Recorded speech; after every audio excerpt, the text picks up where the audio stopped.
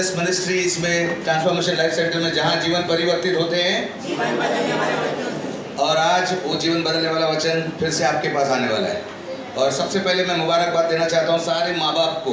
आज हम कुछ माता पिता के विषय में ही बात करने वाले हैं। तो आइए इस बाइबल को हाथ में लें और ऐसा कहें जैसे आप दिल से मानते हो इसके वचन को। बोलो, ये मेरी बाइबल है।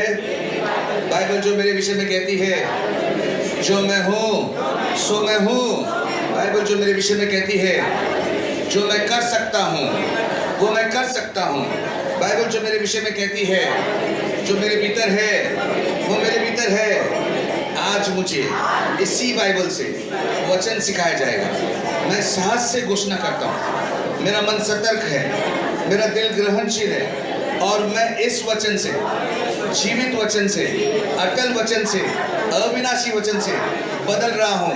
मेरा जीवन बदल रहा है, मेरा जीवन बदल रहा है, बदल रहा है, बदल रहा है। यीशु के नाम से परमेश्वर आपको आशीष करे। आमीन। मैं स्वीकारता हूँ। आज जैसे कि यहाँ पर दिख रहा है कुछ, क्या लिखा है आप पढ़ सकते हैं? जानबूझकर परवरिश, जानबूझकर परवरिश। ये कैसा हिसाब किताब है, जानबूझकर परवरिश? तो आज मेरा विषय यही है। हम एक वचन से शुरू करने वाले। जजेस, न्यायाधीश में जाइए। न्याय में, हिंदी में न्याय कहते हैं, इंग्लिश में जजेस कहते हैं। 2 में 10, 2 में 10। प्लीज कृपया आप जोर से कोई पढ़े। 2 में 10। हाँ। और उस पीढ़ी के सब लोग भी अपने पूर्वजों से मिल गए। उनके पश्चात एक नई पीढ़ी का उदय हुआ, जो मतलब जो पीढ़ी थी वो पीढ़ी अपने पूर्वजों से मिल गए, मतलब वो मर गए, और उसके बाद एक नई पीढ़ी बच्चों की आई। आगे उसके पश्चात एक नई पीढ़ी का उदय हुआ, जो ना तो यहोवा को जानती थी, ना परमेश्वर को जानती थी, और ना उसके काम को जो उसने इजराइल के लिए किया था। हाँ। 11। तब इजराइलियों ने वह किया जो यहोवा की दृष्टि में बुरा है, जो यह परमेश्वर की दृष्टि में बुरा है, ऐसा वो बच्चों ने किया, क्योंकि वो परमेश्वर को जानते नहीं थे। ये तो इजराइल की बात थी। भारत देश में भी कुछ यही बात हो रही है। आज की पीढ़ी जो है, बुरा मत मानना जवान लोगों, लेकिन ऐसा है। आज की पीढ़ी दर साल अगर देखेंगे आपको भयंकर से भयंकर बच्चे लोग दिखेंगे। एक ज़माना था कि ग्रेजुएट होने के बाद हम काम पे लगने तक भी भोले रहते थे, लेकिन आज जैसे कॉलेज में पढ़ते हैं, 10वीं के बाद कॉलेज में जाते हैं, जो अच्छा प्रार्थना करने वाला बच्चा, जो प्रार्थना करने वाले बच्चे हैं वो भी बिगड़ते हैं। प्रार्थना करने, माँ बाप बोलते हैं प्रार्थना करना बंद किया, दोस्तों के साथ घूमता है, वगैरह वगैरह वगैरह। वो छोड़ो, 10वीं की बात छोड़ो, आजकल ऐसा हुआ है 7वीं से 8वीं जाते हैं ना, उधर से शुरू होता है। अभी तो और भी बेकार हो गए, बच्चे भी बिगड़ रहे हैं। मतलब पीढ़ी एकदम भयंकर होते जा रही है। कुछ ऐसे ही इजरायली बच्चे थे जो परमेश्वर को नहीं जानते थे और ऐसा बुरा काम करते थे। अब इसका अर्थ क्या होता है? इसका अर्थ यह होता है कि माँ बाप ने परमेश्वर के बारे में बताया नहीं। यस। दूसरा अर्थ, बड़े बड़े स्कॉलर लोग बोलते हैं, एक ऐसा अर्थ भी हो सकता है कि माँ बाप ने बताया हो, लेकिन बच्चे जिद्दी थे, मेरे को नहीं करने का है। कमोन, ऐसा हो सकता है ना? आप भी तो बताते हैं, उस जमाने में भी बताया होगा, लेकिन बच्चे ही नहीं मानना चाहते थे और वो बुरा करते गए और परमेश्वर का क्रोध भड़क गया। हालेलुया। एक और वचन पढ़ते हैं प्लीज, न्यायों में 17 में 6। न्यायों में 17 में 6। इजराइल में कोई राजा ना था, प्रत्येक मनुष्य वही करता था जो उसकी दृष्टि में ठीक जान पड़ता था। यही पीढ़ी बड़ा होकर वही करती थी जो अपने हिसाब से करते थे। कोई उनके ऊपर अधिकारी नहीं था, कोई बोलने वाला नहीं था। अपने को ठीक लगा वो ठीक लगा। आज भी ऐसे करते हैं, ऐसे करते ना, घर में तक करते हैं। मैं जो बोलेगा, माँ बाप बोलेगा क्या के लिए, हम जो बोलेगा, माँ बाप पढ़े लिखे भी होंगे तो हट, राइट और रॉन्ग। आजकल परवरिश करना बहुत मुश्किल हो गया है। ये शब्द क्यों आया? जानबूझकर। कुछ परमेश्वर के वचन के अनुसार ही है, अलग अलग किस्म के परवरिश होते हैं, मैं वो बाद में बताऊंगा। लेकिन आज के दौर में जानबूझकर परवरिश करना बहुत ज़रूरी है। पहले के ज़माने में कहा जाता था, मेरे दादी के या अभी भी ऐसे लोग हैं गांव में, जब आप देखेंगे उनके 12 बच्चे 18 बच्चे होते थे। फिर थोड़ा ज़माना आया 6 बच्चे, मेरे पिताजी को 6 बच्चे थे, मतलब हमारे 6 भाई बहन थे हम लोग। फिर ज़माना आया 2-3, इंदिरा गांधी के ज़माने में हम दो हमारे दो, फिर आया हम दो हमारे एक। अभी तो कुछ भी नहीं, ऐसा हालत है, बोलते बच्चे नहीं बोलते। एक होता है तो भी बहुत भारी पड़ता है या नहीं? कमान ऐसा दो।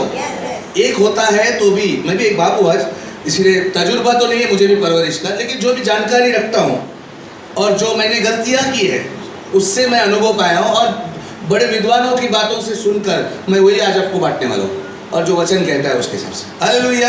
मैं कोई माहिर आदमी नहीं हूँ, मैं अच्छा परवरिश करने वाला आदमी ऐसा कुछ, मैंने भी गलतियाँ की, उसका अनुभव लिया हूँ, और कुछ वचन जो कहता है और कुछ अनुभवी लोग जो है जो हम गुजर चुके हैं और उन्होंने जो परवरिश के बारे में बताया वो मैं आपको बताना चाहता हूँ, जो आपके फायदा में होगा।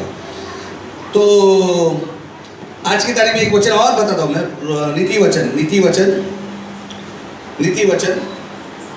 30 में 11, नीति वचन 30 में 11, नीतिसूत्रे हाँ। 30 मध्ये 11, हाँ। बापाला शाप देणारा व तुला आशीर्वाद प्राप्त हो असे आईला न म्हणणारा अशा लोकांचा एक वर्ग आहे। एक वर्ग आहे, मैं हिंदी में जरा सो पढ़े। ऐसे भी हैं ऐसे भी लोग हैं, बच्चे हैं जो अपने पिता को श्राप देते हैं, जो अपने बाप को श्राप देते हैं, गाली छोड़ो श्राप देते हैं।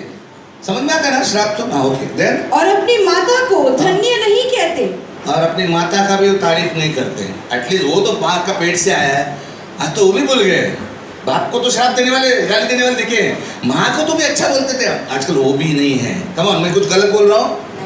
ये विद्वान सुलेमान ने बात किया है, सोलोमन ने, जो धरती पर सबसे बड़ा विद्वान था और इतिहास में भी इसका नाम है। तो आज ऐसी पीढ़ी जन्मी है। पहले बच्चे, मैंने जैसा कहा कि 12 बच्चे होते थे, 18 बच्चे होते थे, माँ आती थी रात को गिनती थी करी सब, कभी एक पिल्लू किधर गया क्या घर में है कि नहीं, क्योंकि घर भी छोटा होता था और ये लोग खेती बीती में किधर गए खेलते हुए चुके, तो खाली गिनना होता था। परवरिश का इतना बड़ा टेंशन नहीं था हमारे टाइम पे। उठ बोलेगा तो उठते थे हम लोग, खाने खाने को सबको लाइन में बैठते हैं, और जो आएगा पता नहीं, मालूम नहीं क्या आएगा, दाल आएगा, मसूर आएगा, क्या आएगा मालूम नहीं, चुपचाप खाने का। आजकल माँ बाप पूछना पड़ता है, मेरे को मेरी बेटी से पूछना पड़ता है क्या खाएगी, ये चलेगा वो चलेगा, वो उसकी फरमाइश, नहीं तो खाएगी नहीं। कमर है कि नहीं? कोई मेरे साथ है? यस। आजकल जानबूझकर, इन्हें जानकर और बूझकर परवरिश करनी पड़ती है, छोड़ नहीं सकते हैं। पहले के माँ बाप छोड़ते थे, खेतों में घूम के क्या है, घर में चुपचाप खाली गिनना होता था कि वो घर में है कि नहीं। आज एक है लेकिन करना है परवरिश, जान बोलो बाजू में, जानबूझकर परवरिश करना पड़ेगा। Hallelujah, hallelujah. एक जंगल का सैर होता है, सफारी बोलते हैं इंग्लिश में। अफ्रीका में जंगलों में सफारी होता है, भारत के जंगलों में भी सफारी होता है। सफारी मतलब क्या बोलते हैं, जानवरों को देखने के लिए एक दौरा। वो जीप में जाते हैं, शेरों के बीच में जाते हैं, शेर आते हैं नज़दीक से, लेकिन जीप के अंदर घुस नहीं सकते, मतलब ऐसा। तो एक अफ्रीका के जंगल में सफारी हुआ था और एक पास्टर वहाँ पर गया था, तो उसके साथ एक गाइड होता है ना, वो देवानंद की पिक्चर आई थी, गाइड दिखाने के लिए कि ये जानवर ऐसा है, ये खाता है वगैरह वगैरह, अजीब अजीब जो नमूने मिलते हैं। तो वो गाइड लेके जा रहा था, तो एक पास्टर के सामने एक बड़ी सी मादा जिराफ, जिराफ मतलब बड़ी गर्दन वाली वो आती है ना जानवर, जिसपे चीते जैसे चमड़ी रहती है और लंबी रहती है, बड़े बड़े पैर रहते हैं, इतना ऊंचा, उसका गर्दन और ऊंचा, 2 माले तक उसको दिखता है, ऐसा लंबा से दिखता है। तो वो जिराफ मादा पेट से थी, और अचानक उनको जीप उधर से जा रही थी, तो देखा कि वो बच्चा जन्म दे रही है। जैसे बच्चे का जन्म दे रहे तो सब लोग देख रहे थे, क्योंकि पहली बार मतलब जानवर का बच्चा जन्म लेते हुए देख सकते हैं। उसे जैसे ही बच्चा जन्म लिया, नेचुरली बच्चा वासुरू कसा असतं, अपना गाय का बच्चा उठते पहला खड़ा होता है, तो ये भी उठ गया, ये उठने को कोशिश कर रहा है, पहले सब पैर टेढ़े टेढ़े हो रहे हैं, दांत भी खुला नहीं अंदर। इसकी माँ आई है, 2-3 लात मारी उसको, ऐसा अजीब लगा। वो खबर भी ऐसे करके करके करके वापस उठी और 1-2-3 लात मारा, खट खट खट खट, ऐसा 3-4 बार हुआ। और बाद में वासुरू ना कैसा भी करके खड़े भागते एकदम आगे गई, वो जिराफ की बच्ची भाग गई स्पीड से। तो ये पास्टर ने पूछा इस गाइड को, ऐसा कैसा ये माँ ऐसा करती है? तो बोलती है, दिखने में तो बहुत क्या कहते हैं, निर्दयी लगता है कि माँ ऐसा लात मारती है, वो भी उसके पैर कितने मजबूत, और ये बच्चे अभी पैदा हुए, क्रूर लगता है, दुष्ट लगता है, अनिर्दयी लगता है, लेकिन ये उसका प्रेम है। क्योंकि अगर ये बच्ची उठना और भागना नहीं सीखी, अभी से शेर आके शिकार कर जाएगा, यानी वो चीता जो है जितना स्पीड से भागता है उससे पहले इसको उठकर भागना पड़ेगा, नहीं तो जिराफ मरते हैं। क्योंकि टांगे लंबी रहती है और पतली रहती है, तो उसको शिकारी से भागना जरूरी है। तो परवरिश भी कुछ ऐसे ही है। माँ बाप को लगता है कि अनुशासन करना बोलेगा, स्ट्रिक्ट करना, अनुशासन करना, दंड देना अच्छा नहीं लगता है। क्या समझेगा बच्चा, तो वही समझता है ऐसे निर्दयी माँ बाप मिले मेरे को, मेरे घर में ऐसे 2 जने, सबके घर में ऐसे, मेरे को लगा था मेरे घर में ही है। बाकी के बड़े दोस्त लोग कितने अच्छे हैं, लेकिन उन लोग भी वही सोचते थे। लेकिन ये जरूरी है, और आज की तारीख में इसे जानबूझकर परवरिश कहते हैं। बोलो जानबूझकर परवरिश। जिसने शादी नहीं किया वो अभी से सीखे, क्योंकि आगे चलकर बच्चों का परवरिश करना मामूली खेल नहीं है, मामूली चीज़ नहीं है, इसमें मज़ा नहीं है और ये आसान भी नहीं है, ये बहुत कठिन है और ये जानबूझकर करना होगा। क्योंकि आजकल के बच्चे भी बहुत चुनौतियों का सामना करते थे। हमारे ज़माने में इतना कठिन नहीं था, इज्जत से नौकरी करो, फैक्ट्री में जाओ, काम करो, पगार आता था। आजकल फैक्ट्री वाला ज़माना नहीं रहा, एक नौकरी में उधर काम नहीं करेगा तो लात मार के फेंकते थे। पहले का ऐसा नहीं था, यूनियन था, आराम से कुछ हो गया तो भी रिटायर उधर ही हो जाएगी। आजकल रिटायर एक कंपनी से नहीं होते हैं, 10 कंपनियां उड़ी मारनी पड़ती है। मतलब उसे बोलते हैं, मैंने खुद कोलगेट में था तो मैं कोलगेट छोड़ा, तो एक आदमी ने बोला मुझे, क्या पागल है तू, कोलगेट कंपनी छोड़ा? बोला वो ज़माना गया, हमारे टाइम पे ही गया हो कि कोलगेट में रिटायर होगा। उसके बाद मैं बड़े कंपनी में गया, फेना ही लेना। अभी वो लगने में फेना साबुन मैंने महाराष्ट्र में लाया, लॉन्च किया, ये दिल्ली की कंपनी है। जॉनी लीवर का ऐड आता था, फेना ही लेना, उसमें मेरे को कोलगेट कंपनी से दुगना पगार था, मैं मैनेजर था। तो कोलगेट सबसे मेरा आखिरी मुकाम नहीं था। फिर मैं हिंदुस्तान लीवर में काम किया, हेलो, जो पेप्सोडेंट बनती है वगैरह वगैरह वगैरह। तो कोई कंपनी आज की तारीख में तो वो भी नहीं। आजकल एकदम लड़ाई चल रही है, बच्चों को ज़्यादा चुनौती है। मार्क में भी मेरी भतीजी किधर गई, रेचल, हाँ, वो भी अभी इंजीनियरिंग कॉलेज में एडमिशन ले रही है। एक आधा मार्क के लिए भी झगड़ा हो रहा है, ये कॉलेज में मिलेगा कि नहीं। ये तो 10-10 लाख रुपए देना पड़ेगा अगर आधा मार्क भी ऊपर नीचे हो गया। मतलब कितनी चुनौती है, इतना कठिन है आजकल। ऊपर नौकरियां भी नहीं मिल रही। और आज का पेपर में या कल का पेपर में पढ़ा कि अब जितनी पढ़ाई हो रही है, 45 साल में, 45 साल में भारत में नौकरियों की इतनी ज़्यादा कमी है, ज़्यादा हो गई, और आगे और पढ़ाई हो रही है, तो नौकरियां नहीं है, तो बच्चे बिगड़ते जाएंगे ना। तो माँ बापों को और ज़्यादा जानबूझकर अच्छी परवरिश करनी पड़ेगी। कोई तो कोई आमीन। अभी भी देर नहीं हुआ, बड़े बच्चे हो गए होंगे, अभी भी उनके नाती पोते होंगे, या आप दादी बन गई होगी, अभी आपके नाती पोते हैं, अभी भी वक्त नहीं गुजरा है, कर सकते हैं। ये सुनो, क्योंकि ज़माना बहुत खराब है, कलयुग है भाई, बोलो कलयुग है।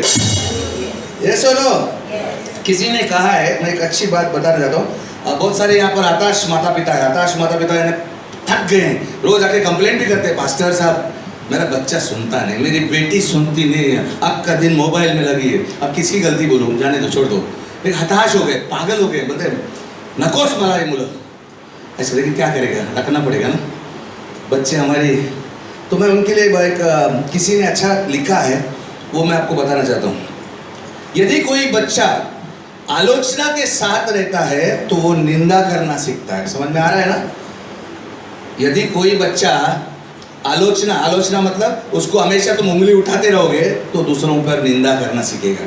यदि कोई बच्चा दुश्मनी के साथ रहता है, घर में ही भाई बहन के बीच में दुश्मनी है, वो झगड़ा करना सीख जाएगा बड़ा होकर। यदि कोई बच्चा अपमान के साथ रहता है, हमेशा उसका अपमान करते हैं आप लोग, माँ बाप होकर, या कोई अपमान करता है तो वो शर्मिला होकर रहता है। यानी घर में कोई मेहमान आएगा तो चुप कर बैठेगा किचन के अंदर, माँ के पल्लू के पीछे।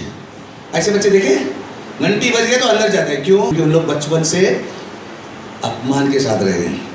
यदि कोई बच्चा शर्म से रहता है, यानी उसकी कोई भी टिंगल करता है, उसको चड्डी खींचता है बचपन में, और उसको शर्म करता है, लोगों के सामने शर्मिंदा करता है, टकले में मारता है, उसके खुद के माँ बाप रहेंगे, लोगों के सामने उसको शर्म उठाते हैं, तो वो दोषी महसूस करना लगता है। वो बोलता है मैं क्यों इस दुनिया में मैं नहीं रहना, जिंदगी में वही बढ़ेगा, कभी हिम्मत वाला काम नहीं करेगा। कितना भी उसको तू पास्टर भी बोले तू कर सकता है, ये टीचर भी बोले तू कर सकता है, नहीं मैं बनवाती हूँ।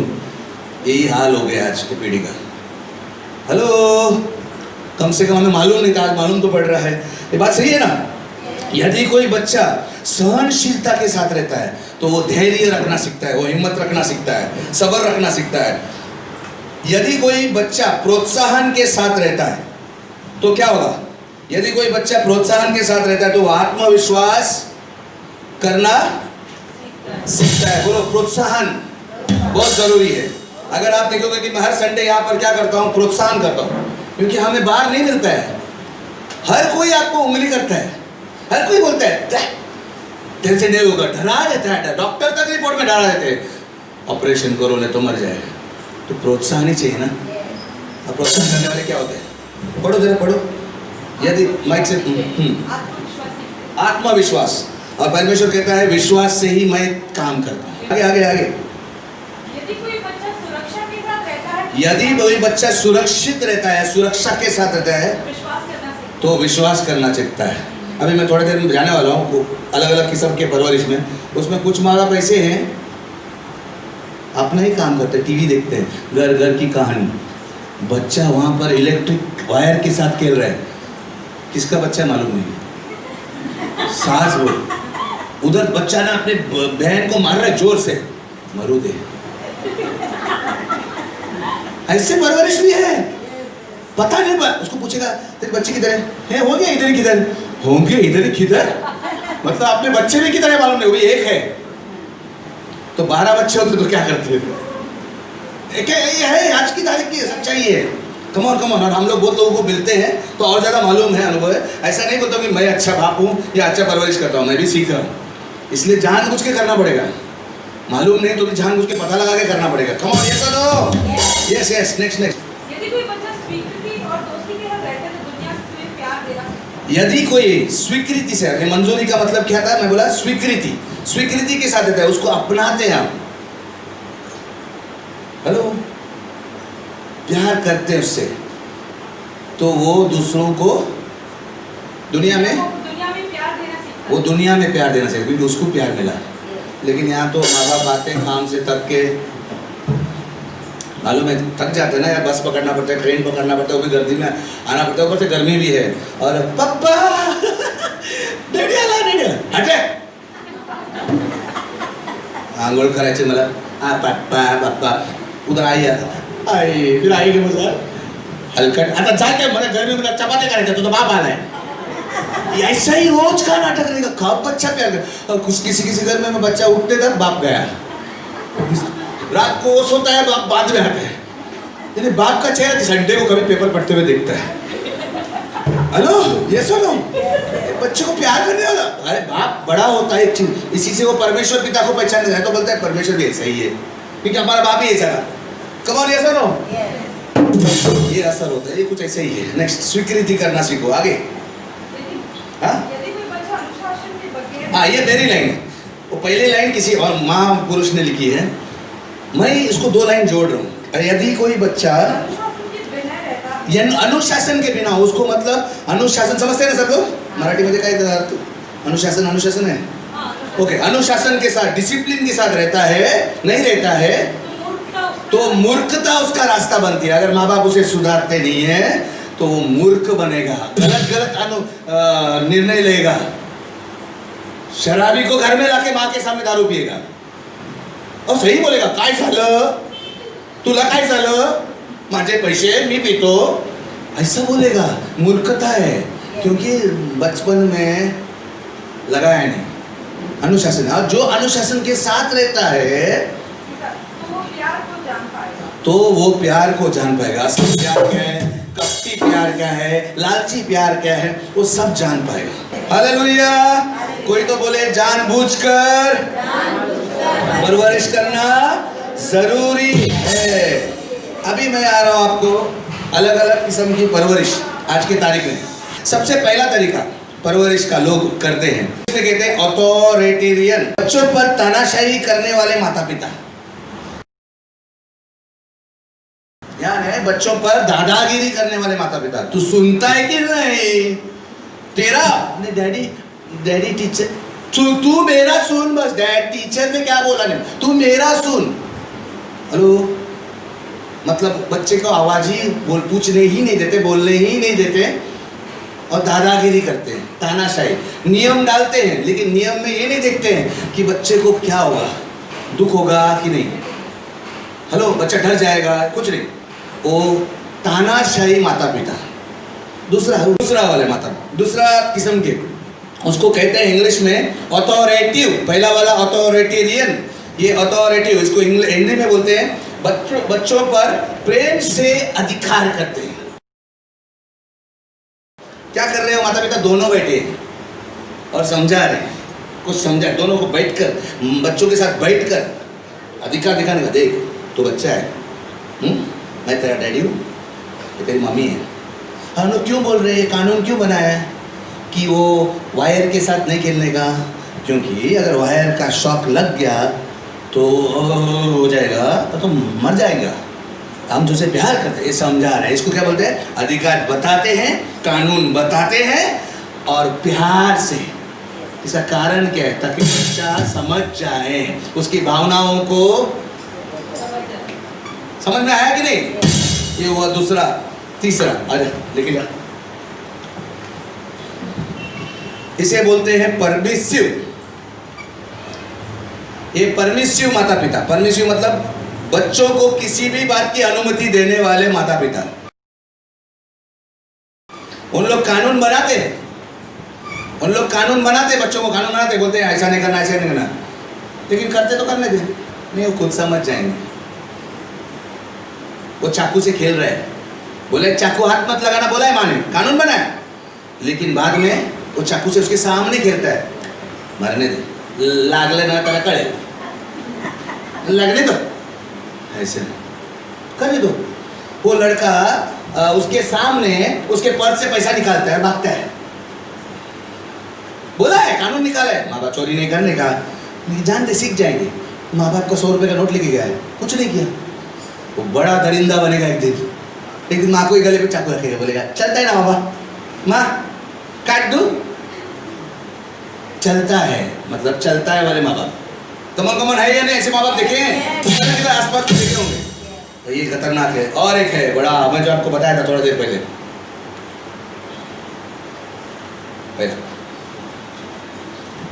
चौथे अनइन्वॉल्व पेरेंटिंग। अनइन्वॉल्व यानी बच्चों की किसी भी बात में दिलचस्पी नहीं रखने वाले माता पिता। बच्चा किधर है बोलेगा तुम्हें मालूम नहीं, और बच्चा सामने कुछ खतरनाक काम करता है, नजर ही नहीं रखते हैं। कुछ काय झालं तरी, वाघ आला त्याला उसको उठा के लेके जाएगा, तुम्हें मालूम नहीं पड़ेगा। मतलब ऐसे माता पिता है, कुछ नहीं फर्क पड़ता है उनको, बच्चे कुछ भी करें। वो बच्चा उसमें कुछ, बाप कुछ कर रहा है, अब बच्चा सामने से इलेक्ट्रिक करंट के साथ कुछ तो भी कर रहा है, लेकिन ये भाई साहब को पता ही नहीं है। हेलो, ऐसे माँ बाप देखे जो पता ही नहीं, अनइन्वॉल्व है आज की तारीख में। और पांचवा, इसको तो बहुत ग्रेट है, हेलीकॉप्टर नाम दिया है। अरे इसको बोलते हैं हेलीकॉप्टर पेरेंटिंग।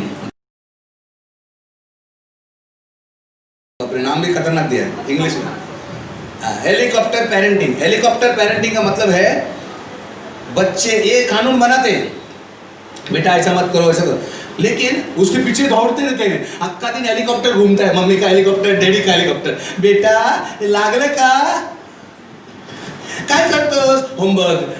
हक्का दिन घूमते हैं हेलीकॉप्टर की तरह उसके पीछे, बाथरूम में भी घुसते हैं अंदर।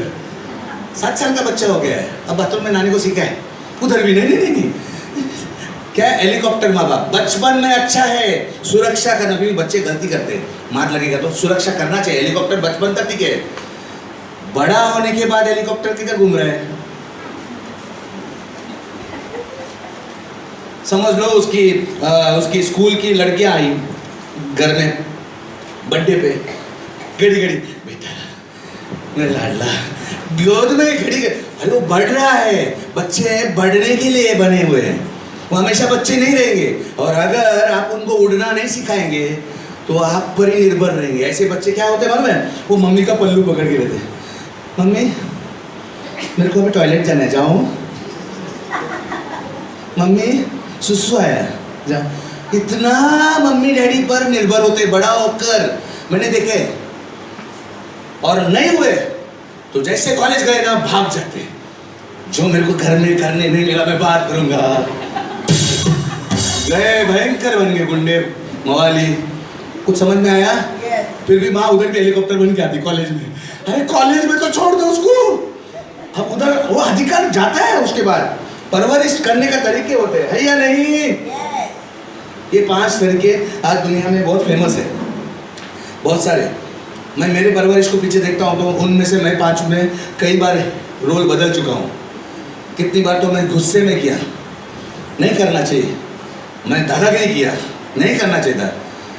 कुछ मैंने भी किए परवरिश बनते, कभी ये भी बनते, ऐसा होता है। कोई माँ बाप ऐसे 5। लेकिन मैं एक आपको आज नया बता रहा हूँ, वो है जानबूझकर करने वाला परवरिश, जो परमेश्वर के वचन पर भी आधारित है। और आज दुनिया में बहुत लोग इसे अपना रहे हैं, बिकॉज आजकल के बच्चों को संभालना आग से खेलना है, और बच्चों को भी जरूरत है ऐसी परवरिश की। क्यों, मैं बताता हूँ। एफिसियों चैप्टर 6 में 1 से 4। एफिसियों चैप्टर 6 वचन में जाएंगे। 6 में 1 से 4। हाँ हे बालकों, हाँ प्रभु में अपने माता पिता की आज्ञा मानो, हाँ। क्योंकि यह उचित है। तो ओके, इससे जाने से पहले परवरिश कोई खेल नहीं, ये याद रखो। परवरिश सगळ्यांना माहिती है, परवरिश खेल है क्या? बच्चा हो गया डिलीवरी, किसी ने बोला, एक नर्स को बोला, नर्स डिलीवरी करने का नर्स बाजू में बैठी थी, झालं मूल, झालं मूल। हा देवा, बस संपलं काम। तो नर्सने बोला संपलं नाही, आता सुरू झालं। डिलीवरी करना आसान है, सबको मम्मी को मालूम है। डैडी तभी लड्डू लाने गया होगा, भले थोड़ा दर्द हो गया, लेकिन क्या हुआ? हो गया नहीं। वो 18 साल जो छाती पर बैठ के वो बच्चा हालत करता है या नहीं? जैसे कि वो उखाब का बच्चे को आराम देने के लिए उसकी माँ छाती से पंख निकालती है, ऐसा खुद का कितना दुखता होगा उसको, ऐसे हर माँ दुखता है उसको 18 साल तक उसको अकेला छोड़ने तक।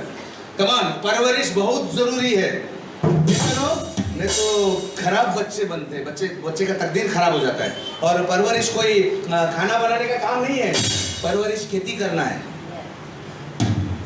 मैं क्यों बोल रहा हूँ परवरिश? खाना 2 घंटे में बन सकता है, समझ लो। खाना भी नहीं आया, मैं ना प्रेमा सिस्टर का पाया का क्या बोलते हैं, पाया सूप मस्त बनाती प्रेमा सिस्टर। और उसका क्या बोलते हैं उसको, नहीं विधि उसका नुस्खा मैं बोलूँगा सिस्टर क्या डालना है, अच्छा कितना काला बेरी, अच्छा इतना है, वो सब लेके मैं उसी तरह, अगर प्रेमा सिस्टर ने जैसा बोला वैसा मैं करने जाऊँगा, मेरे को नहीं आता है तो भी पाया सूप तैयार हो जाएगा। ये सुनो, लेकिन बच्चों पे ऐसा फॉर्मूला इस्तेमाल नहीं कर सकते। कमॉन, ये सुनो, खेती करने वाला है, खेती करने वाला किसान ना कष्ट करने वाला किसान है। वो ऐसे ही बैठता नहीं है, ऐसे खेती करता है, चलो ऑटोमेटिक खेती हो जाएगी। कुछ माँ बाप सोचते हैं बच्चे लोग ऑटोमेटिक बढ़ जाएंगे, वो पहले का था जमाना, अभी नहीं।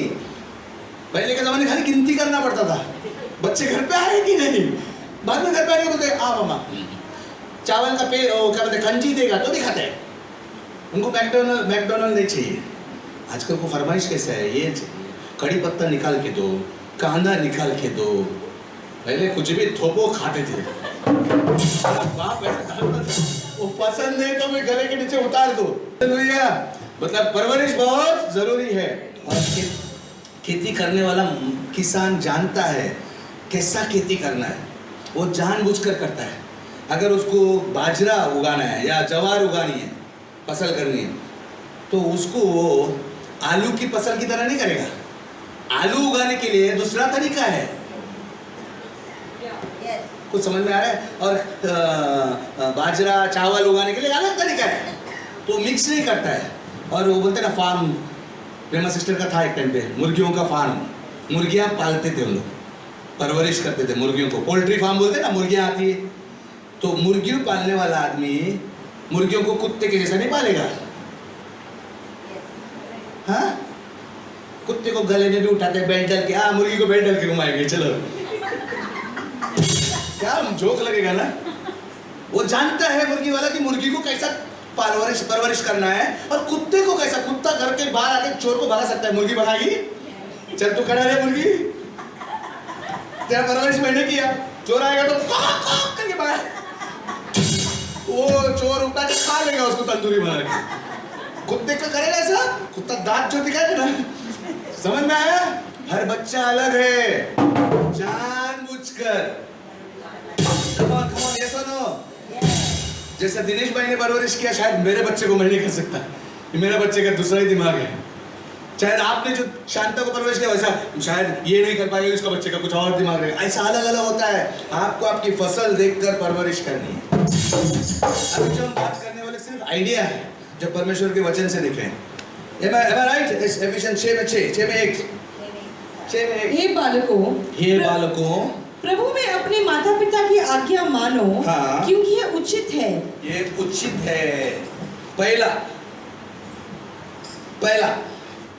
पहला वचन बोलता है, बच्चों, बालकों, माता पिता की आज्ञा मानो। अभी सब माता पिता बोलेंगे, पास्टर ये हमारे लिए नहीं है, ये बच्चों के लिए है। आप हमको नहीं बोल सकते कुछ अभी। नहीं, मैंने कहा ना, पहले परवरिश करना बहुत आसान था, अभी सीधा सुई का कांटा आपके ऊपर है। बच्चे को माँ बाप, बच्चे परमेश्वर बोलते हैं आज्ञा का पालन करो, लेकिन आप क्या कर रहे हैं? उसको सिखा रहे हैं कि नहीं? हम लोग सिखाया नहीं। आज का जमाने में आज्ञा पालन करना माँ बाप ही नहीं करते हैं। आज का जमाने में मैं आपको एक खड़ी बात बताता हूँ, दुनिया में जैसा आज के जमाने में पाप शब्द है ना, बोलते नहीं, गलती बोलते, गलती हो गया, मैंने पाप किया नहीं, उनको अच्छा नहीं लगता है, इसलिए बहुत सारे पास्टर भी पाप डायरेक्ट नहीं बोलते हैं, गलती बोलते हैं। लोग बेचारे डर जाते हैं, मैंने किधर पाप किया। हेलो, वैसे ही आज आज्ञाकारिता के बारे में दुनिया में ऐसा है, माँ बापों के कान में, टीवी में जरिए ऐसे गलत चीजें डाली जा रही है कि आज्ञा कर। माँ बाप भी बोल रहे हैं नहीं यार, इतना ज्यादा बच्चों को कड़क नहीं रखना चाहिए, आज्ञाकारिता ओल्ड फैशन हो गया हो। मैं कहूँगा बेवकूफ लोग हैं, सब गलत सिखा। क्योंकि अगर प्रेम और प्यार से आज्ञाकारिता सिखाया जाए, और परमेश्वर वचन में 10-15 बार ऐसे ही बोला गया है, बार बोला गया है, तो इसका मतलब वो बेस्ट क्वालिटी आपके बच्चे के लिए। बोलो आज्ञाकारिता जरूरी है, प्रेम और प्यार से। लेकिन आज सुई का कांटा आपके ऊपर है। परमेश्वर बोलता है बच्चों, पढ़ो। इफिसकरांस 6:1 मुलांनो, प्रभूमध्ये तुम्ही आपल्या आई बापांच्या आज्ञेत राहा, आई बापाचे, कारण हे योग्य आहे. हे योग्य आहे, देव म्हणतो हे योग्य आहे. पण आता ते मुलांचं सोडून देवाने तुमच्यावर टाकले, कारण हा 2000 वर्षापूर्वी होता, पण आज मुलं तशी नाहीत, आज कलयुग है, तो कांटा आपके ऊपर है। आप उनको आज्ञाकारिता सिखाते हैं या नहीं सिखाते? वो आपको देखकर ही करेंगे ना। ये सुनो, बच्चे आवाज सुनते नहीं है, किसी माँ पुरुष ने बोला वो देखकर करते हैं, माँ बाप को देखकर सीखते हैं। आप आज्ञाकारी बनते तो उसको सिखाओ ना, उसको सिखाओ करके हर चीजों में बताओ, और वो कैसा करने का मैं आपको मदद करता हूँ। आज्ञाकारिता बहुत जरूरी है। उसको सबसे पहले, और एक वचन में निकालता हूँ, एक्लेसियास सबोदेशक 10:8 बहुत जरूरी है। क्यों परमेश्वर बोलते हैं आज्ञाकारी होना जरूरी है? माँ बाप के आज्ञाकारी क्यों बनना चाहिए? क्योंकि बच्चा माँ बाप के अंदर रहता है। 10:8 सबोदेशक 10:8, हाँ, जो गड्ढा खोदता है, हाँ, वही उसमें गिर सकता है, हाँ, और जो दीवार में सेंध लगाता है, जो दीवार है ना उसको तोड़ता है, हाँ, उसे सर्प डस सकता है। उससे कौन डस सकता है? हाँ, बाइबल में सर्प को एक तरह से शैतान बोला गया है। यानी आप जब आपके दीवार को तोड़ते हैं, आज्ञा नहीं मानते हो, आप दीवार क्यों बनाया है? इसके बाहर नहीं जाने का बेटा, लेकिन नहीं मला जायचंय, फिर खा। हे सोनो, मराठीमध्ये वाच, मराठी। जो खाडा खणितो हाँ, तोच त्यात पडतो, हाँ, जो कुंपण तोडितो जो कुंपण तोड़ितो त्याला सरपट असतो. त्याला सर्प डसतो। यानी आज्ञाकारिता सिखाने के लिए सबसे पहला आपको कुंपण बांधना पड़ेगा, यानी बाउंड्री बांधना पड़ेगा, यानी दीवार बनानी पड़ेगी, यानी सीमा बनानी पड़ेगी। सीमा बोलो, सीमा बनाओ, सीमा लागू करो, make boundaries, set boundaries, boundary, बच्चों को बाउंड्री देना है। अभी बाउंड्री क्यों देना है, उसका कारण क्या है? नंबर 1, 3 कारण है। सीमाएं बच्चों को सुरक्षित महसूस करने में मदद करती है। सीमाएं, बोलो, सीमाएं बच्चे को सुरक्षित महसूस कराने में मदद करती है। बच्चा सीमाएं को तोड़ रहा है, उसकी आदत है, वो तोड़ता है। तुम बोलो ये मत करो, वो करेगा, ऐसा ना। लेकिन आपको बनानी है, आसूदे नको, फिर वो खराब दिशा में जाएगा। लेकिन बच्चा धीरे धीरे, उनको अंदर एक चीज है, उनको भी लगता है, मतलब भीती वाटते, त्याला सोडा त्याला रस्त्यावर कधी, अरे मम्मी मम्मी करता कि नहीं? कोई भी बच्चा, कम ऑन, पागल बच्चा भी जो बिंदु में ठीक नहीं है, उसको भी सुन, वो भी माँ को ढूंढेगा, किधर डर लगता है। उनको इतना भी तोड़ने का आदत है, लेकिन उनको सीमा अच्छा लगता है, क्योंकि मेरे माँ बाप ने डाला है। तोड़ेगा वो, उनका काम ही है, उसका कारण मैं थोड़ी देर में बताता हूँ। लेकिन सीमा बनाना जरूरी है। कितने लोग एग्री करते हैं, सहमत है? सीमा बनाना जरूरी है। अलग अलग सीमा, खाना खाने की सीमा, बाहर नहीं खाएगा, इधर खाएगा। हमारे चर्च का एक मेंबर, दुकान था उनका, वो दुकान में से क्या खाते थे? हाँ, आप जानते हैं, कुरकुरे, पेप्सी। हॉस्पिटल में मरने का बारी आया, खाना नहीं खाते हैं, घर में पैसा नहीं है, बाप इतना कमाता है, दुकान चलाता है। और दूसरा भाई, ऐसा भी नहीं बोल सकते कि माँ बाप खिलाते नहीं। बड़ी बेटी और छोटा बेटा, बेटा गप्पू है, खा के घर का खाता है, ये पेप्सी, कुरकुरे और क्या क्या, लेज, वेपर। और माँ बाप सीमा नहीं डाला। ओके, सीमा जरूरी है। और टीवी देखने का टाइम, कोई भी टाइम पे टीवी क्या देगा बच्चों को? टीवी देखने तो डैडी ने तो निकाल दिया ना, एग्जाम के टाइम में निकाल देते। हमारे घर में भी केबल निकाल दिया गया है, घुस जाएंगे। हेलो, सीमा लगाना पड़ता है, बोलो सीमा जरूरी है, सुरक्षित रखती है, बच्चों को सुरक्षित रखने में मदद करती है। दूसरा, सीमाएं बच्चों को उनकी मूर्खता से बचाती है। बच्चे मूर्ख होते ही हैं, बच्चे, मैं नहीं कह रहा हूं, परमेश्वर बोलता है। नीति वचन, नीति वचन 22:15, नीतिसूत्र 22:15, बालकाच्या हृदयात मूर्खता जखडलेली असते। हाँ, बालकाच्या हृदयात मूर्खता जखडलेली असते। बच्चों के हृदय में तो मूर्खता की गांठ लगी रहती है। मूर्खता की गांठ लगी रहती है। अनुशासन की छड़ी उसे खोलकर दूर कर देती है। जब आप सीमा लगाएंगे ना, तो दूर कर देगी। मैं आपको बोलता हूँ, साइंटिस्ट लोग बोलते हैं, आदमी का जो मेंदू है ना, इधर मेंदू का आगे का भाग, फ्रंटल लोब, इंग्लिश में बोलते हैं फ्रंटल लोब। ये मेंदू का आगे का भाग जो है ना, कैमरा में जाकर आप मशीन में देखेंगे, वो आपके निर्णय, सही निर्णय, गलत निर्णय का काम करता है। लेकिन बच्चों में जब तक वो शादी करने तक वो धीरे धीरे काम करके बढ़ जाता है। बच्चों में बड़ा नहीं, पक्का नहीं हो गया, वो कच्चा है। बाकी मेंदू पक्का हो जाता है, ये पार्ट कच्चा रहता है।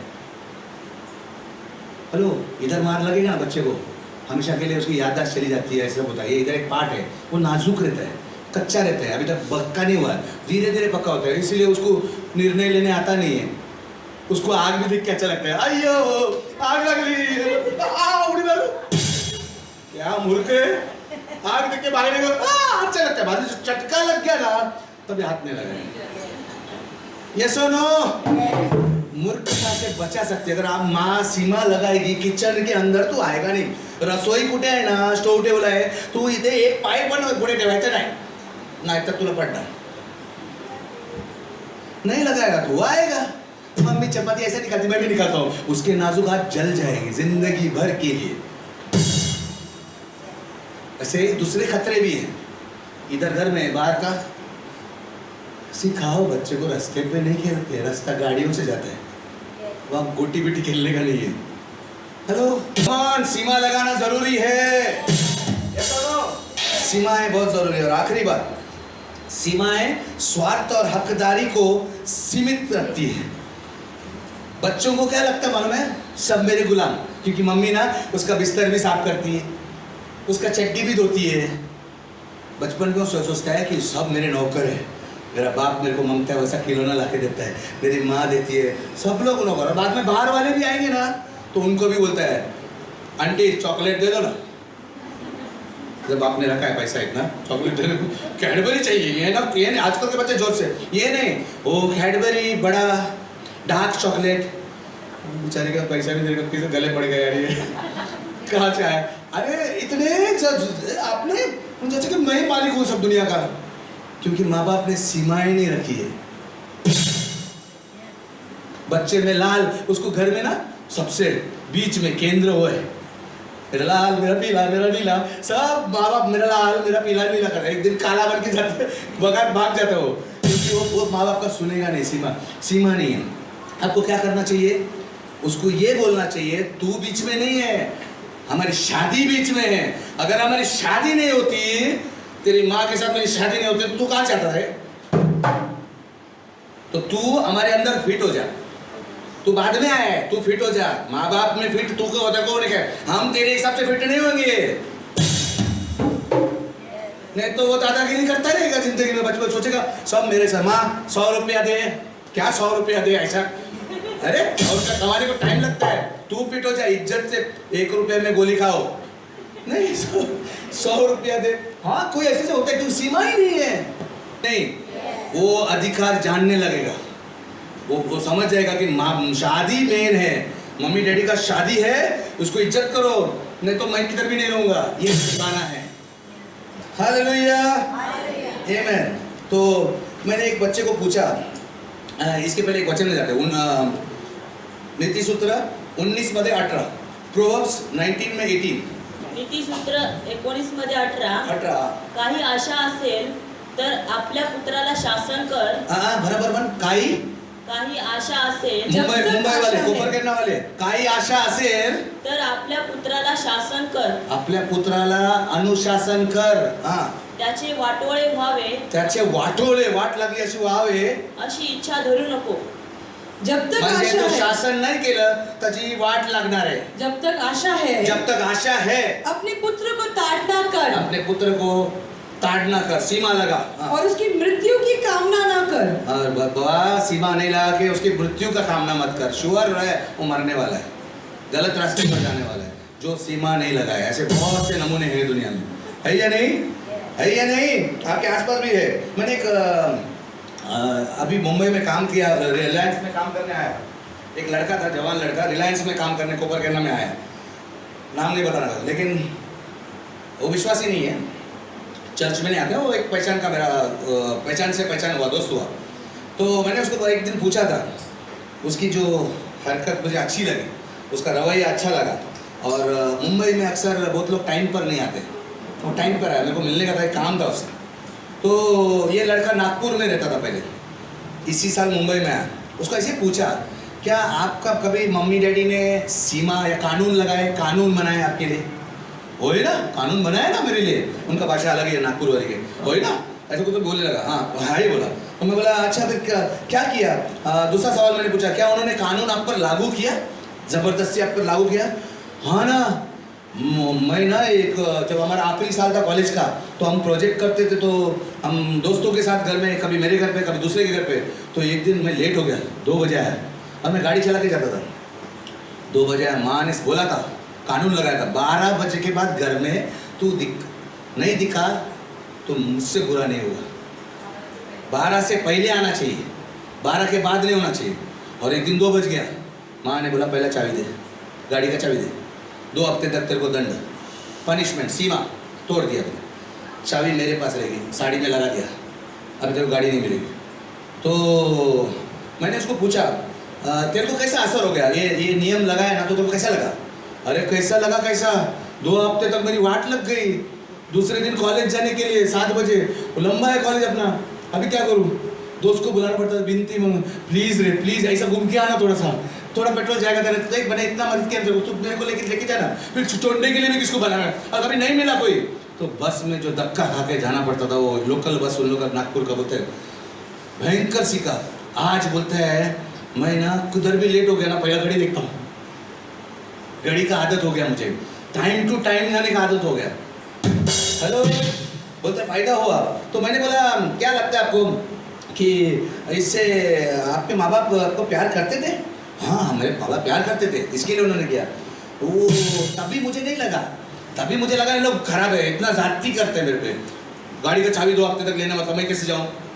ये कैसा कोई माँ बाप करते क्या? बच्चे के बारे में ऐसा सोचता नहीं कुछ भी, ऐसा लगा मुझे। लेकिन आज मुझे बोलता है, मैं बम्बई आने के बाद मालूम पड़ता है बम्बई में टाइम का कीमत है। 9-10 की ट्रेन नहीं, 9-11 की ट्रेन, 9-2 की ट्रेन। वो 2 की ट्रेन गई तो गई, फिर 1-1 मिनट को ये करता है हम लोग। मुंबई में इतना तेजी है, हम समय बर्बाद नहीं कर सकते। इस विषय में मैं सिखाने वाला हूँ आने वाले दिनों में। समय पर आना बहुत ज़रूरी है, नहीं तो आपकी तकदीर फूट सकती है। ये मैं बाइबल के अनुसार भी सिखाऊंगा आने वाले दिनों में, आने 2-3 संडे में देखा हूँ। समय पर रहना बहुत ज़रूरी है। परमेश्वर बोलता है इसमें आशीष मिलता है, और अगर समय पर नहीं रहा तो किस्मत खराब भी हो सकती है। तो सीख गया एक अनुशासन से, इसे दूसरे अनुशासन भी लगाया उसके माँ बाप ने। तो अनुशासन बहुत ज़रूरी है, नहीं तो आपके बच्चे बिगड़ जाए। तो आशा होते हुए अनुशासन करो। बोलो, आशा रहते हुए। माँ बाप को लगता होगा कि यार मैं निर्दयी बन गया, यार मैं विलन बन गया, एकदम काली टोपी वाला डॉन आता था ना, यार बच्चे को करता है कि नहीं तो। लेकिन आपको बाद में मालूम पड़ेगा जब बच्चा बड़ा होगा, वो काली टोपी सफ़ेद हो गई, उसमें गुलाब का फूल भी है। लोग तारीफ करेंगे, क्या बच्चा बनाया यार, क्या परवरिश की यार। ये सुनो, कमाने आपके लिए, आप माँ बाप, आपके बच्चे भी है अच्छे बने, अच्छे, आपकी परवरिश का असर है। लेकिन कुछ ऐसी चीजें आजकल जरूरी है जानबूझकर करना। बोलो, जानबूझकर परवरिश जरूरी है। दूसरा मुद्दा, ये जानबूझकर परवरिश करने वाले बच्चे सीमाएं, माँ बाप जो है सीमाएं लगाते हैं। लेकिन दूसरा 6 में 4 पढ़ना, उसमें उत्तर मिलेगा।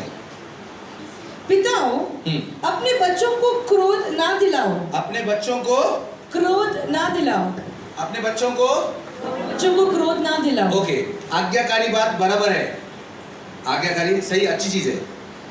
लेकिन आपको मैंने बोला बच्चे लोग मूर्ख है, वो नियम तोड़ेंगे। आप जितना नियम बनाओ वो तोड़ेंगे, तो क्या करने का? पास्टर क्या करूं? सुधारो, सुधारो। हार नहीं बनना है आपको, उसको सुधारना है। तू मेरा सुनेगा, हम तेरे नहीं। क्या ये सुनो? तो क्या करना है? सुधारना है। और सुधारने के लिए कैसा रहना चाहिए? सुधारने का 2 तरीका है, एक सही तरह से सुधारना, एक गलत तरह से सुधारना। सब माँ बाप सुधारते हैं, सुनेगा नहीं तो कान के नीचे बजाते हैं।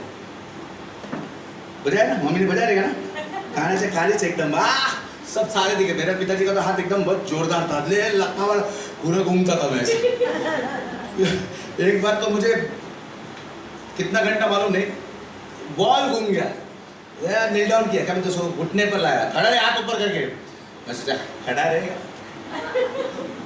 हाथ नीचे नहीं आने का, अब तू हिलेगा भी नहीं। 10 घंटा हो गया। बाद में किसी ने, मेरा मालिश करने वाली थी जो छोटे भाई को मालिश कर रही थी, वो थी लगता है, उसने बोल के किसी तरह पटाया मेरे पिताजी को, जाने दे छोटा बच्चा है। जब खड़ा हो गया तो पैर लकड़ी हो गए थे। क्रिकेट बाहर नहीं खेलने का, मेरा पिताजी के घर के वहाँ क्रिकेट कभी नहीं खेलने, ठीक है। लेकिन सुधारने का 2 तरीके होते हैं, एक अच्छा तरीका, एक तो अच्छा तरीका कैसा है? अच्छा तरीका कैसे है हम जरा जानेंगे। अच्छा तरीका, सबसे पहले स्पष्ट परिणाम निर्धारित करो। स्पष्ट परिणाम, आप एक उदाहरण दे सकते हैं? वो प्लीज मेरे को आराम मिलेगा, उदाहरण दो, क्योंकि माता पिता दोनों देना चाहिए।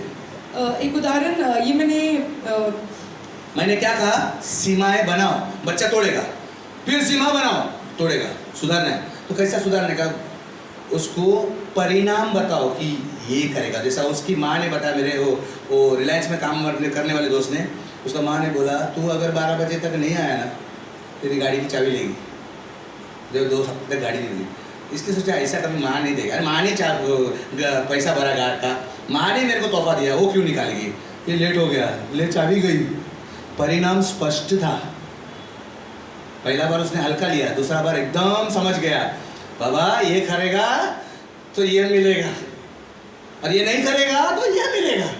स्पष्ट करना चाहिए। तो अभी बताओ। तो ये एक पास्टर थे जो अपने एक मिनट, इसके पहले एक मिनट, तेरा शुरू होने का तोड़ नहीं सकूंगा। आपने एक बात देखा है, कभी कभी माँ बाप ऐसा बोलते हैं, ऐकणार नाही ना तुला सोडून जाणार रस्त्यावर, ऐसा बोलते हैं ना।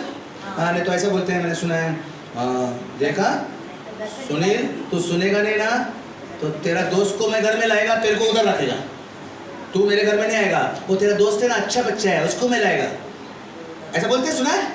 वो लड़के को लाऊंगा, तेरे को नहीं, तेरे को रास्ते के बाहर, घर के बाहर रखूंगा। क्या आप ये कर सकते हैं? तो ऐसा परिणाम मत बताओ, ऐसा दंड मत बताओ जो आप कर नहीं सकते। बच्चा बोलेगा फेंकता है, कभी भी अगली बार बोलेगा फेंकता है, कर, हाँ करेगा बाद में। मम्मी को उल्लू बनाया, वो आरती बोलती पकाया, उल्लू पकाया, क्या उल्लू पकाया, पक्का दंड बताओ। ओके बताओ, वो उदाहरण बताओ एक।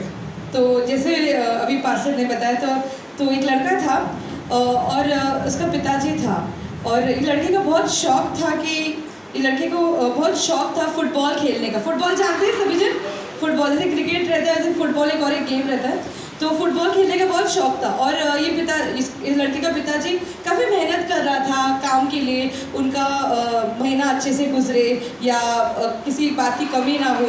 तो उसने देखा कि इसके बेटे को फुटबॉल खेलने की बहुत इच्छा है, बहुत अच्छा खेलता भी है दूसरे बच्चों के साथ, तो उसे क्यों ना सिखाया जाए, स्कूल में जैसे डाला जाता है तो ऐसा क्यों ना सिखाया जाए। और इसने अपने बेटे को एक दाखिले में फुटबॉल के इसमें डाल दिया, और उसने बेटे को बताया, देखो हम कितने मुश्किल से जी रहे हैं, दिन निकाल रहे हैं, तो तुम जहाँ पर अभी हम डाल रहे हैं तुमको तुझे, तो तू अच्छे से फुटबॉल खेलना सीख जा, ठीक है।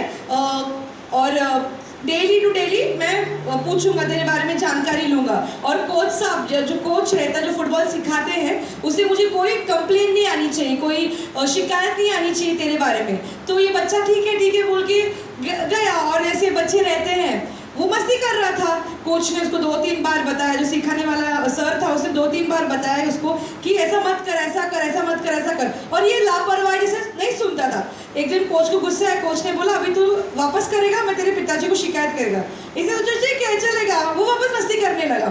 तो कोच को गुस्सा है, कोच ने पिताजी को बताया कि ऐसे ऐसे लड़का कर रहा है।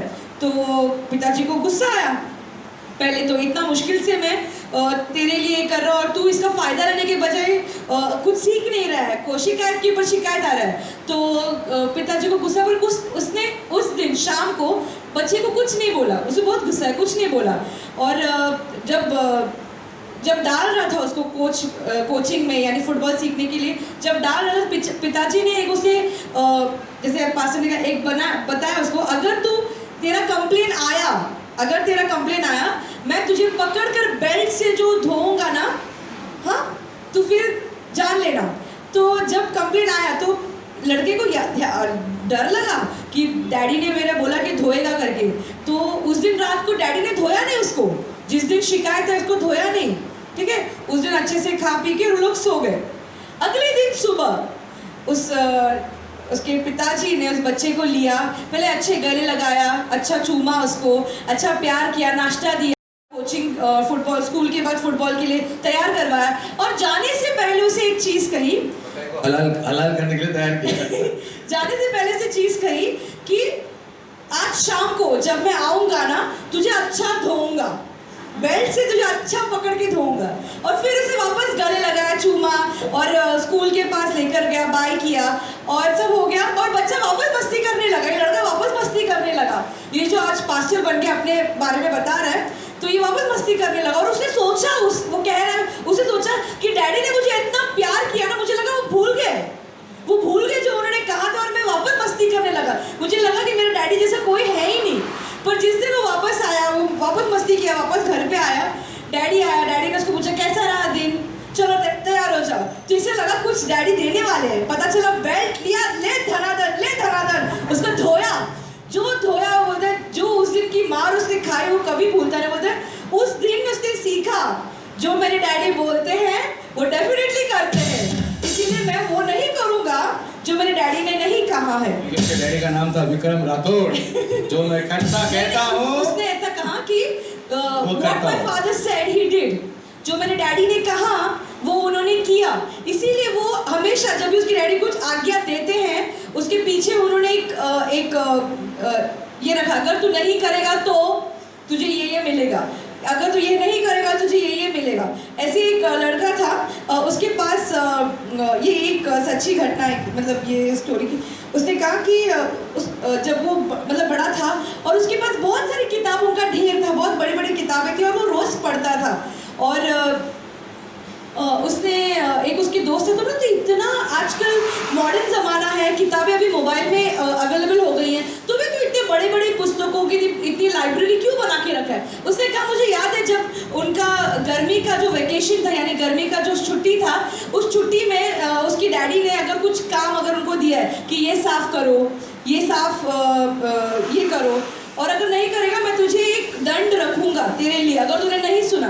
और ये बच्चे रहते हैं, ये थोड़ा साफ करते हैं, छोड़ देते हैं, भाग जाते हैं। तो ऐसा करके ये करता था। तो उसके पापा को पता चला, ये डैडी को उसके पता चला कि ये लड़का ऐसा कर रहा है। तो उसके पापा ने क्या किया, आज तूने अगर कबर्ड साफ नहीं किया तो तुझे 3 किताबें हैं वो पूरी की पूरी पढ़नी पड़ेगी, मैं तेरे साथ बैठूंगा तेरा दंड देखने के लिए। ऐसा करते करते उसे किताबों की इतनी आदत हो गई कि अभी उसे किताबों से प्यार हो गया और वो एक बड़ा विद्वान स्कॉलर बना। तो अगर वो दंड मुझे मेरे पिता ने नहीं दिया रहता तो मैं आज यहाँ पर नहीं रहता। परिणाम बताना बहुत जरूरी है और परिणाम स्पष्ट करना ज्यादा जरूरी है। स्पष्ट परिणाम बताओ कि मैं ये करूंगा मतलब करूंगा, तो परिणाम ऐसा हवा में बुड्ढा मैन आएगा। एक हमारे टाइम पे बोलते थे, तू ना अगर सुनेगा नहीं तो बुड्ढा मैन आके उठाएगा। वो बुड्ढा मैन कौन है कोई पता नहीं, कभी दिखता ही नहीं है। बच्चा बोलता फेंकता है माँ बाप, वो भी समझते हैं कि माँ बाप उल्लू बनाते हैं हमें। तो प्लीज ऐसा करो कि करना है, जो लगेगी ना बाद में। हमारे घर में एक आदत है, बेल्ट जब निकला ना तो वो मार खिला के ही अंदर जाती है, बेल्ट का कानून है। माँ ने मेरी बेटी के दिमाग में डाल दिया है कि बेल्ट अगर मेरा पापा का बेल्ट उधर से निकल गया खांचे में से तो वो मार दिला के आने वाली है, बात उधर वापस नहीं आएगी। तो जैसे आने का टाइम अगर उसने माफी नहीं मांगी तो निकल गया तो खा, उसको मालूम है निकल गई अभी खाना पड़ेगा, कुछ भी नहीं हो सकता अभी। समझ में आया? हाँ, इत्तेफाक से मैं आके बीच में रोक दिया तो अलग बात है। कहने का मतलब है स्पष्ट परिणाम बताओ, अभी भी वक्त है, अभी भी बता सकते हैं, बड़े होकर आप बड़े ही हैं। नेक्स्ट स्पष्ट। दूसरा है अपनी भावनाओं को जांच करो। अपनी भावनाओं को जांचो, माँ बाप जो है अपनी भावनाओं को जांचो। अभी मैं इसमें दोषी हूँ, बहुत बार मैं अपनी भावनाओं को नहीं जांचा। जब मैं उसको सुधारता हूँ तो देख लेना कि कहीं मैं गुस्से में नहीं हूँ, तो उस समय क्या करना है, उस समय थोड़ा टाइम लेना है, तो हाथ बांधना है, कुछ करना है, निकलना है, थोड़ा देर के बाद उसका दंड देना उसको। नहीं तो ये गुस्सा, गलत गुस्सा उसके ऊपर जाएगा जो उसका हक नहीं था। जैसे पिता ने पहला दिन बहुत गुस्सा आया उसको, उस गुस्से में कुछ कर, लेकिन उसने अगला दिन रुका। हाँ, उसने उस स्टोरी में और भी बात है, वो उसको मारा, मारने के बाद चलो शर्ट पहन, अच्छा क्योंकि शर्ट निकाल के मारा था, शर्ट पहन चलो आइसक्रीम खाने जाता है। बच्चे को आइसक्रीम पसंद है, मतलब मैं प्यार भी करता हूँ। मारा गलती के लिए, क्योंकि बच्चे को तभी इतना विलन लगता है ना बाप हो, ऐसा डॉन मिला है मेरे को बाप बोल के, तो वो ना फिर आइसक्रीम खिलाया तो डॉन गया, मेरी गलती थी, समझ में आया, अगली बार नहीं करेगा। इनफैक्ट उनको गलती उनको बच्चों को उनकी गलती जब होती है, उनकी गलती बताओ कि क्यों तुम मार रहे हो उसे। पहले उसे बताओ कि उसने गलती क्या की है, उसे गलती समझाओ और फिर धो, मस्त पैकी धो। इसीलिए मैंने बोला स्पष्ट करो, स्पष्ट। उसको मतलब नहीं समझा तो गड़बड़ हो जाएगा। ऐसा ना, सजा भी स्पष्ट करो और क्या करना है स्पष्ट करो। वो स्पष्ट हो गया ना, कभी बच्चों को मालूम नहीं रहता है क्या होगा मैं ऐसे किया तो क्या होगा, तेरे को मालूम नहीं, तेरा लाल हो जाएगा। वो मालूम पड़ना, जिस दिन लाल होता है ना दुखता है। समझ में आया कि नहीं? स्पष्ट करो। और दूसरा बात मैंने भावनाओं को चेक करो, अपना गुस्सा उस पर मत उतारो, सही में गुस्सा होता उसका गुस्सा उसके ऊपर। तीसरी बात, कोई बोलता है कि यार फिर भी किया तो फिर से लगातार करो। जो व्यक्ति माँ बाप लगातार नहीं करते हैं तो बच्चे भी समझ जाते हैं एक बार उल्लू बनाया था, ईद का चांद है, कभी कभी आएगा, कभी कभी शेर जागेगा। वो बच्चे समझते हैं मेरा बाप कभी कभी जागते रहे, आज अगर लग गई अपनी लॉटरी लग गई तो लग गई, नहीं लगी तो चलो मार खाएंगे। वो रेडी हो जाता है, तैयार है। क्यों? उसको मालूम है आज लगेगा, अब 1 साल तक फुर्सत है। लगातार करो, कमान, ऐसे ऐसा नो। और जब आप उसे लगातार करेक्ट कर रहे हैं, उसे लगातार समझाओ, क्योंकि बच्चों को समझने के लिए देर लगता है। क्योंकि मैंने बोला ना, उसका आगे का मेंदू कबाब जो है ना, समझता नहीं है। बहुत बार धीरे धीरे धीरे समझाना प्रेम से। या तो एक होसाना का मैं एक उदाहरण बताती हूँ। तब तक होसाना को मैंने उसको बताया था, अगर तू ये सुनेगी नहीं, ये एक्चुअली खाने के ऊपर था वो, तो अगर तू ये जल्दी नहीं खाएगी, 15 मिनट के टाइम के अंदर नहीं खाएगी, तो उसकी फ्रेंड की बर्थडे पार्टी आने वाली थी। तो मैंने बोला मैं सोचूंगी। तो बहुत एकदम एक्साइटेड हो गई, एकदम एक्साइटेड हो गई कि खुश हो गई कि जाना है। तो मैंने कहा इफ, अगर, तो स्पेसिफिकली बोला। तो उसकी फ्रेंड ने हमारे साथ कार में आई थी उसकी फ्रेंड, और हम लोग उसको पिकअप कर रहे थे। तो उसने उसकी फ्रेंड ने पूछा, आंटी आंटी होसाना को भेजोगे आप मेरे घर पे? तो इसने जवाब दिया मैं सोचूंगी। तो उसकी फ्रेंड बोली अच्छा है। अच्छा, बहुत एक्साइटेड हो गई। हाँ, तेरी माँ सोच रही है।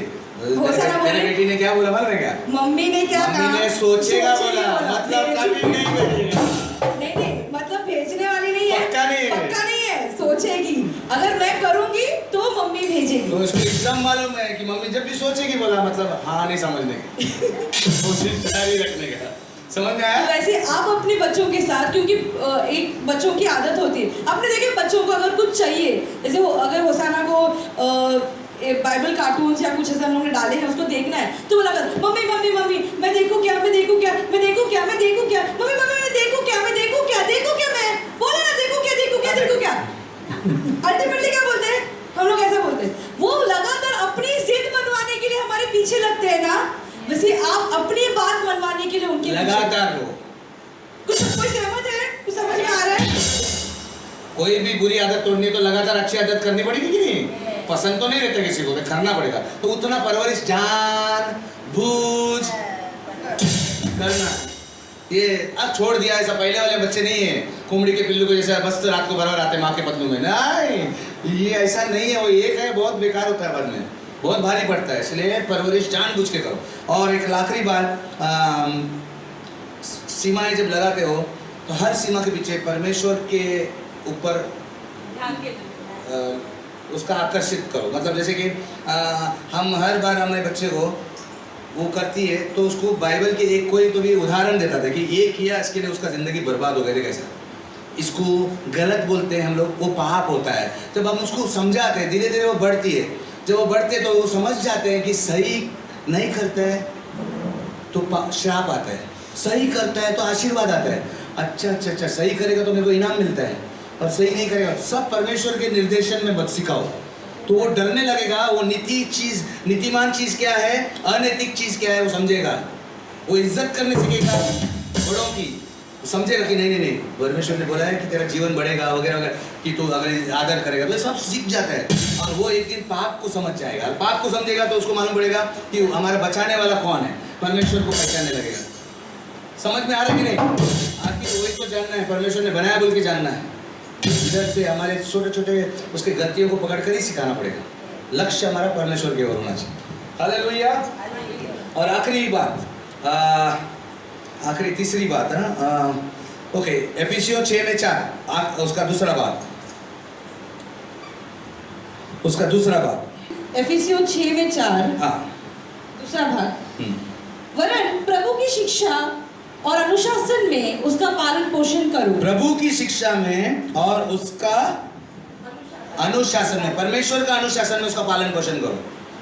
ये दर्शा, इसके लिए टाइम लगता है या नहीं? कोई भी शिक्षक को क्या लगता है? क्या वो बच्चे को बड़ा वीडियो गेम की जरूरत है, बड़ा कार की जरूरत है, बड़ा घर की जरूरत है? नहीं। परमेश्वर बोलता हूँ, बच्चे को वो सब चीजें जरूरत नहीं। बच्चे को क्या जरूरत है? उसके माँ बाप। किसी भी बच्चे को पूछो, एक बच्चा ना पैसा जमा कर रहा था, तो कुछ भी उसका हिसाब लगाया था उसने उसके पिताजी को पूछा था, पिताजी आपका कितना पगार है? तो वो अमेरिका में काम करता है, अमेरिका में एक घंटे के हिसाब से पगार है, तो उधर 500 रुपये समझो उसका 1 घंटे का कीमत है। बच्चे को एक दिन बोला था, तो बच्चा जमा कर रहा है पॉकेट मनी जमा कर, एक दिन 50 रुपये कम पड़ा, तो पिताजी बोलते, पिताजी 50 रुपये उधार देंगे? क्यों, तेरे को क्या करना है? पिताजी ने ऐसे पूछा, तो 50 रुपये मेरे पास 450 हो गए, मैं 50 रुपये डाल के आपको बाद में दूंगा, 500 रुपये आपको देना चाहता हूँ, आप 1 घंटा मेरे को दो ना, मेरे साथ। क्योंकि नहीं देते बच्चे लोग, तरसते हैं, समय देना चाहिए। एक बच्चे को मैं जब सिखा रहा था, उसने बोला था, मेरे डैडी ने बोला ना, उसने इस तरह से बोला, इंग्लिश में उसे ऐसा बोलते हैं, my dad says you can't have quality time unless you have quantity time.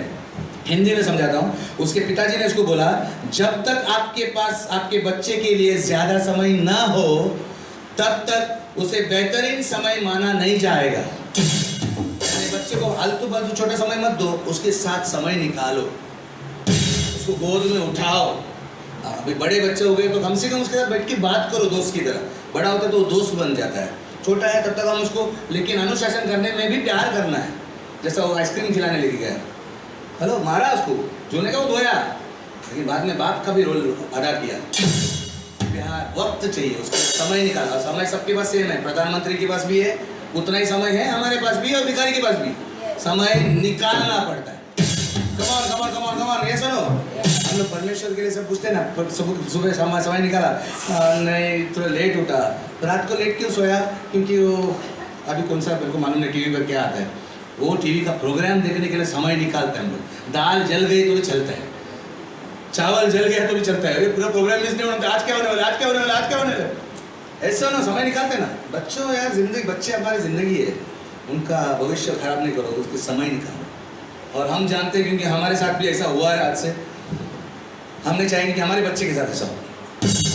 Last मैंने वो बोला था ना, उनको परमेश्वर के अनुशासन में सिखाओ, अनुशासन सिखाओ, आप सिखाओ कि बाबू देखो, ऐसा विश्वास ऐसा बढ़ाने का, विश्वास के लिए सकारात्मक बोलने का, नहीं बोलने का, नहीं होएगा नहीं, सकारात्मक बोलो, और वचन कैसा बायाट करो, और प्रार्थना ऐसा करने का, आंख बंद करने का प्रार्थना में, और ऐसा परमेश्वर से मांगने का, जो मुंह में अच्छे सिंपल शब्दों में मांगना, जैसे तो डैडी से मांगते हैं ना वैसा सिखाने का।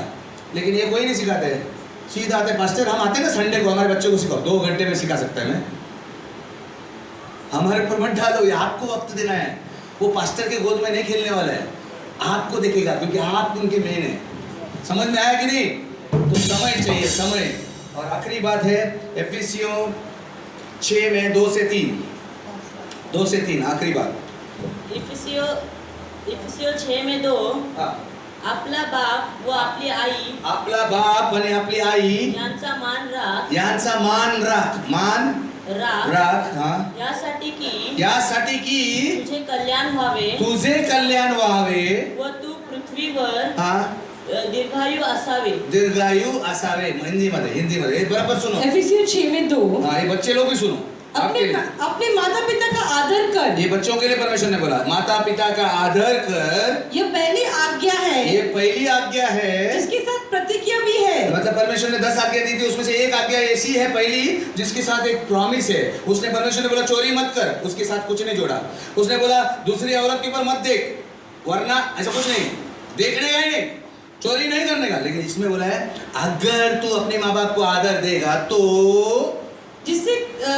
जिससे तेरा भला कल्याण हो, भला होगा, और तू पृथ्वी पर बहुत दिन जीवित रहेगा। मतलब तू लंबा जिएगा, हार्ट अटैक से जल्दी नहीं मरेगा, या जल्दी मौत नहीं आएगी, तेरा समय जो मैंने लिखा है ना वो पूरा होएगा, ज्यादा दीर्घायु होगा। ये अच्छी बात है कि सस्ती बात है? तो अभी भी फिर से कांटा, सुई का कांटा आपके ऊपर है। बच्चों को बोला है परमेश्वर ने, लेकिन बच्चे माँ बाप को देखकर ही सीखेंगे ना। हेलो, तो हम आदर देते हैं क्या किधर परमेश्वर को, या हम आदर देते हैं एक दूसरे को? बाइबल बोलते हैं पत्नियां पति को आदर करो, पत्नी पति को आदर करो, पत्नी को आदर करो। हम आदर देते नाही, हाट नको तू जा तिथे, मी दुसरी लग्न करून येणार, मला नका शिकू। मतलब आदर तो नाम की चीज ही नहीं है, तो वो कहाँ से आदर सीखेगा? और आपका जिम्मेदारी है उसको वो आशीष मिले, वो परमेश्वर का आशीर्वाद मिले, डबल यार जिए। सब लोग बच्चे को आशीर्वाद चाहते हैं, लेकिन हम ही मरवा रहे हैं उसको जल्दी मरने के लिए, क्योंकि वो ऐसा बन रहा है, बाद में नहीं होएगा। बच्चा छोटा होता है ना तो गिर जाएगा तो उसका हड्डी नहीं टूटती है, लेकिन मेरे जैसा बच्चा एक माले से गिरने का जरूरत नहीं, इधर से गिरेगा तो भी टूट जाएगा, क्योंकि हमारी हड्डियां पक्की हो गई है। ये बच्चे को एक माले से गिराएगा ना तो भी मरेगा नहीं, उसकी हड्डियाँ फ्रैक्चर नहीं हुई उतनी जितनी मेरी होगी, मेरा चूरा हो जाएगा, क्योंकि हमारी हड्डियाँ पक गई है। बच्चा बड़ा होने के बाद मुश्किल होता है, फिर भी आशा है, लेकिन शुरू करो, नाती पोतों से शुरू करो। कोई पड़ोसी के बच्चे को मालूम है, उनको मालूम नहीं है, सिखाओ। माँ बाप, मैंने बोला ना परमेश्वर की ओर सिखाओ, उनको सिखाओ कि पाप क्या होता है, तो ये भी सिखाओ। जो पापी लोग है ना, वो लोग खराब है बोल के बने, उनको भी हम प्रार्थना करेंगे आज खाने के टाइम में। वो लड़का हमारा पड़ोस में है ना, वो कितना गंदा गाली देता है ना, तो अच्छा नहीं है, इसके लिए हम प्रार्थना करेंगे परमेश्वर उसको आशीर्वाद दे। उनका दिल में प्यार जताओ ऐसे पापियों के लिए, क्योंकि यीशु मसीह ने भी पापियों के लिए आया था ना, नहीं तो फिर अगर उनके लिए कोई बचाने वाला नहीं तो फिर कौन करेगा। ये सीखना होता है। हालेलुया। इसके लिए बोलते हैं ऐसे, जान पढ़ो क्या लिखा है, जानबूझकर परवरिश। अगर आपके घर में ऐसा कोई बच्चा है जो घर को सर पर उतार के रखा है, माँ बाप को नचाता है, आप रोल बदल दो, सिखाओ कौन इधर हुकुम करने वाला है और किसको सुनना है। तो इस सारे परिवारों को परमेश्वर की कृपा से भरने के लिए प्रार्थना करेंगे। तो पिता, मैं सारे यहाँ की मंडली में जितने भी परिवार है उस सबको मैं तेरे अनुग्रह मांगता हूँ, उनके ऊपर तेरा अनुग्रह छा जाए प्रभु, उनके परिवार पर तेरा अनुग्रह छा जाए, चाहे उसमें कोई विश्वासी हो या ना हो उनके परिवार में, लेकिन मैं विश्वास करता हूँ प्रभु जी तेरा अनुग्रह वो काम कर सकता है। इस समय सारे घराने में जो भी यहाँ पर एक भी सदस्य अगर है या कभी भी जुड़ा हुआ है, उनके घराने पर तेरा आशीष आए प्रभु। यीशु तेरे नाम से घोषणा करता हूँ और सब कहेंगे आमीन आमीन।